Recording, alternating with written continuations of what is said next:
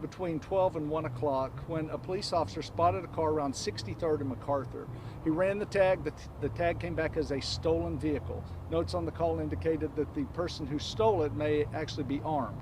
So officers tried to pull the car over. The car fled, initiating a pursuit. As the helicopter was notified, our air support team, our helicopter Air 1, flew into the area. Once the helicopter was there and could see the car, we terminated the ground pursuit because pursuits can be very dangerous. So we terminated the ground pursuit at that point. The car continued on toward the downtown area where it was heading directly for the parade that was going on, the MLK Day parade.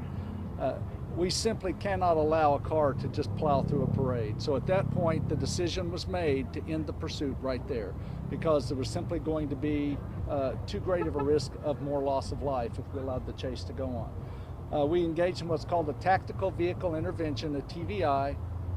The car rolled and came to rest, as you can see behind me. Members of our tactical unit were downtown. They quickly came and responded to the scene, approached the vehicle, found the driver deceased. Now, it's important to know that we don't know why he's deceased. It's possible he died of a self-inflicted gunshot wound. That is still being looked at right now. Medical examiner will make that determination. But the person is deceased. There was nobody else in the car with him. Nobody was injured along the way. There were no other crashes because of this, thankfully.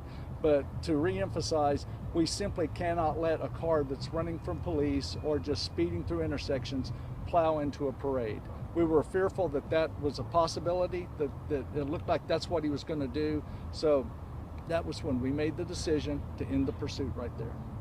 So you have a man potentially armed, not stopping, heading toward a parade. At what point, or I guess where along the route here, was that decision made? Was it as he got off on Oklahoma Boulevard? Or? I don't know the exact point, but it became apparent that he was getting way too close to the parade. In fact, he was headed right for it.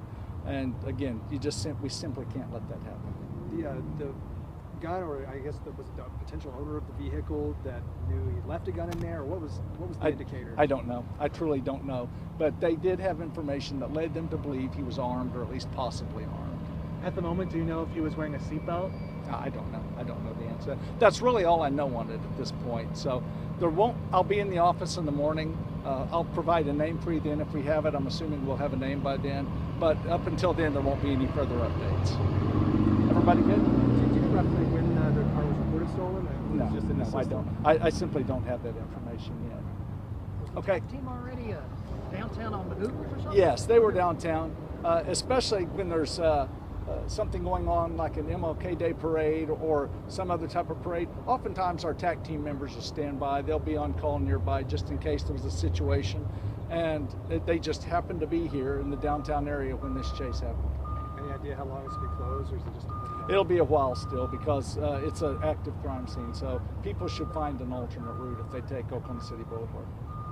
How big of a relief is it to know that people at the parade, weren't negatively affected by this? Well, we're glad there's not a loss of life because there's been cases around the country, and we've all seen them, where cars plow into a parade and you end up with a lot of people injured and killed. And that's the last thing we want to see here.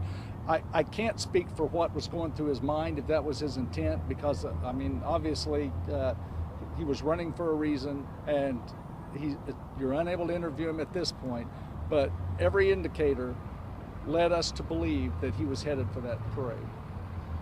We saw a front tag on there. Is it an Oklahoma vehicle? I don't know. I truly don't know. All that information, hopefully I'll have answers for you tomorrow, but I'll have an update for you at least in the morning.